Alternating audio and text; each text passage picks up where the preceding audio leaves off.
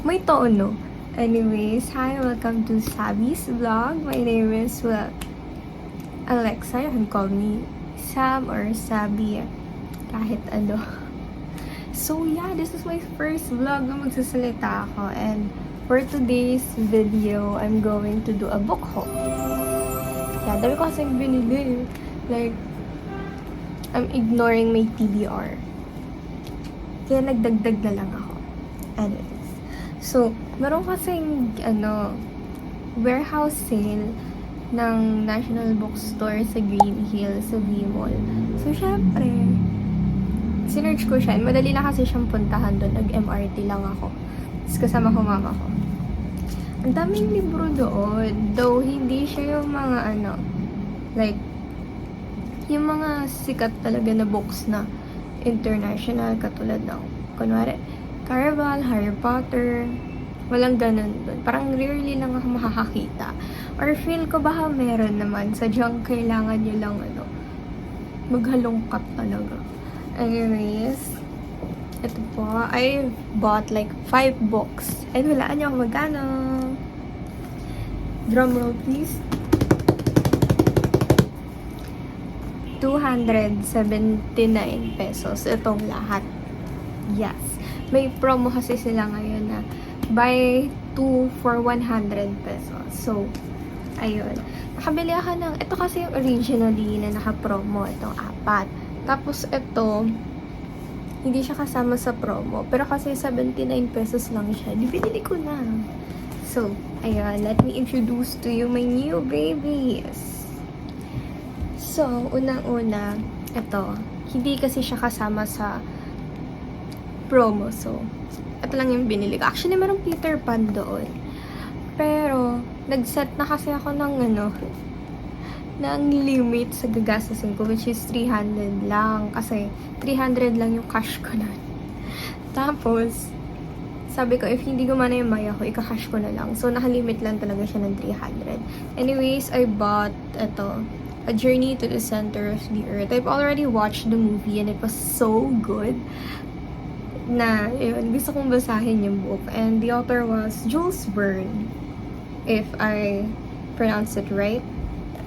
Ayun, so Pegasus Illustrated Classics. So siyang basahin. Tapos may mga, mga illustrations din siya.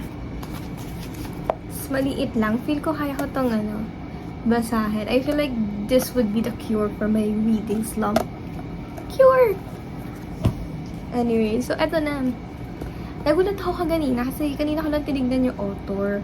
Turns out, etong book na to, Around the World in 80 Days, same author siya dun sa A Journey to the Center of the Earth, which makes sense. Parang silang about sa journey. So, ayan, si Jules Verne din yung author. And I really like the cover. Pati yung niya, yung synopsis niya sa likod. Ayun, parang nakipag-bet siya na kaya niyang libutin yung mundo in 80 days. Ayun, nasa title na nga eh. Ayun na nga eh. Anyways, gusto ko siyang basahin kasi maikli lang. Feel ko mabilis ko ito matatapos. Tapos, yung pinartner ko doon, yung Around the World in 80 Days, is ito, Hotel du Lac. Hindi ko lang kung tama yung basa ko dito. Mamaya, iba palang yan. Hindi, malay mo French word pala yun. Tapos iba yung basa. Sorry na po. Pero parang ganun naman siya. Ayan, interesting siya. Sabi nila, iba-iba nila. Parang mga short story daw siya. Based sa sa Goodreads ha. Mga short story ito. Ewan ko. Lang siya. It's thin. I feel like I can finish this in like 3 days. Yun, next. I was contemplating if I should get this one. But yeah, ilang beses ko siyang nadaanan sa bookstore. Kasi yung National Bookstore, malaki siya. Tapos halo-halo yung mga libro. So, like, hindi siya naka-category. Like, there's no romance section, no fantasy section. Parang 1, 2, 3, kanya-kanya na. Tapos, ayan, The Devil in the Valley a novel by Castle Freeman Jr. And, wala. Feel ko parang horror naman to based sa cover niya, tsaka sa description. Kasi parang nakipag-deal ata siya. Ayan o. Proves to be a devilish, charming drinking partner, and he offers staff the chance to have anything he's ever wanted for a price. Interesting. So, ayun. Kinuha ko na. And then last, ito. The Book of Magic, a novel by Alice Hoffman. Yan. Diba? Like, yung original price nito, it's $299 and I got it for like, I mean, technically, if you think about it, 50 pesos lang to. Yeah, it's technically free. Chares. 50 pesos lang siya kasi 2 for 100 eh. Ang saya. Apakasaya, baga super mura lang ng libro. Anyway, so, tinignan ko siya sa Goodreads. Turns out, second book to. Hindi ko alam. Like, binasa ko kasi yung description niya. Parang like, siya, it sounds like it's the first book. So, parang stand-alone books kasi siya nung una kong binasa. Turns out, hindi pala. Pero, the good thing is, tinignan ko sa Goodreads kung ano yung book 1. Yung book 1 is Practical Magic. It's a series. And guess what? I've already watched the movie as well. And like, for me kasi hindi ko pa nababasa yung book. So, I can't criticize the film if it was faithful ba sa book. So, for me maganda yung movie. I love the movie. Ang ganda ng concept ng movie. Andun yung love, andun yung fantasy, andun yung parang detective crime. Natawa ka dun sa part na yan, but like, yeah, maganda yung part na yun. Yung book na yun. I mean, yung film na yun, maganda siya. So, tumaas yung expectations ko sa book na to. Kasi, ito pala yung book to daw. Tama, book to daw ng series na yun. And, sana maintindihan ko siya. Pero like, ang interesting kasi, ang sabi, the novel begins in a library. Di ba? Interesting agad. Tapos, the best place for a story to be conjured when beloved Aunt Chet Owens hears the Death Watch. Sorry, nakakabulol. And here's the Death Watch Beetle and knows she has only 7 days to live. Diba? 7 days. Ayun. So far, yeah. Wait lang. I'm stacking them together. Ayan. So, 5 books for 279 pesos only, and I'm really excited to read it. Especially itong Journey to the Center of the Earth, tsaka yung Around the World in 80 Days.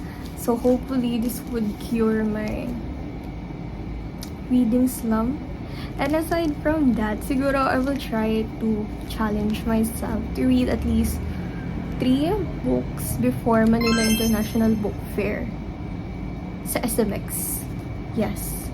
Kasi like, 1 day lang yung free na meron ako para makapunta sa SMX.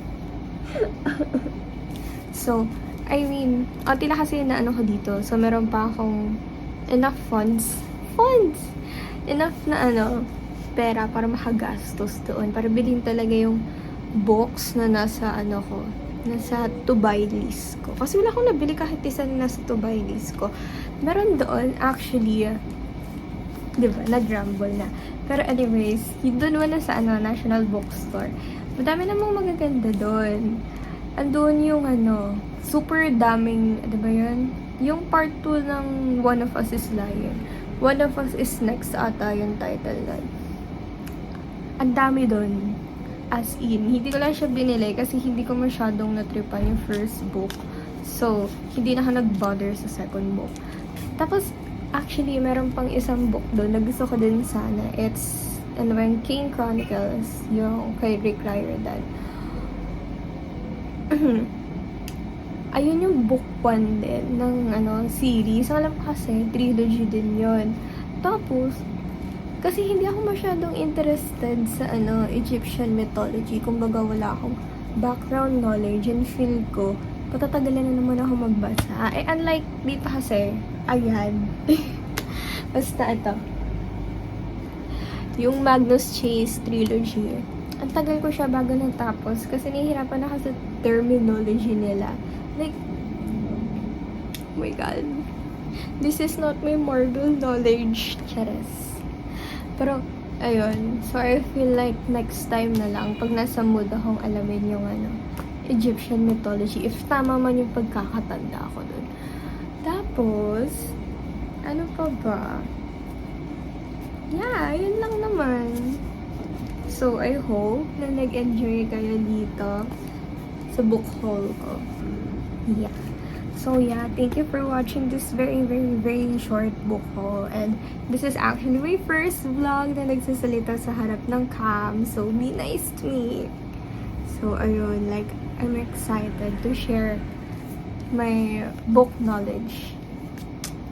Yeah, so my next vlog will probably be about how I'll try to challenge myself to finish at least 3 books or 5 before Manila International Book Fair. Kasi meron lang akong 1 day na free para makapunta doon. Kasi as far as I can remember, September 9 to 13 or 12 yung Manila International Book Fair. 19 is, 9 to 12 or 13, may pasok ako noon, except Friday and Sunday. Ayokong mag-Sunday kasi alam kong super daming tao noon. So, sana makapunta ko ng Friday, please. So, yeah. That's all. Thank you for watching my first ever vlog. Oh my god, I love it so much. So my next vlog, probably, yeah, about yung sa challenge nga on how many books I could read before Manila International Book Fair. And maybe I'll talk about my favorite books. Here. Yan. So yeah, that would be all. Thank you very much. This is group 1. Nag-report siya. Anyways, yeah. Thank you guys. Wala pa akong pang closing remarks. I feel like kailangan ko siyang pag-isipan. Anyways, ayun. Biglaan lang kasi tong vlog na to because I wanna talk about the books that I bought. Yeah, and I'm just really like proud of myself that I spent like 200 something lang for 5 books. And honestly, kasi pag bumibili ako ng book, sana sa fully book, yung brand new doon, pinakamura na nakita ko is 300 or 400. So, this is a win. I really love it. Anyway, kanina pa ako nagre-rumble. Oh my god.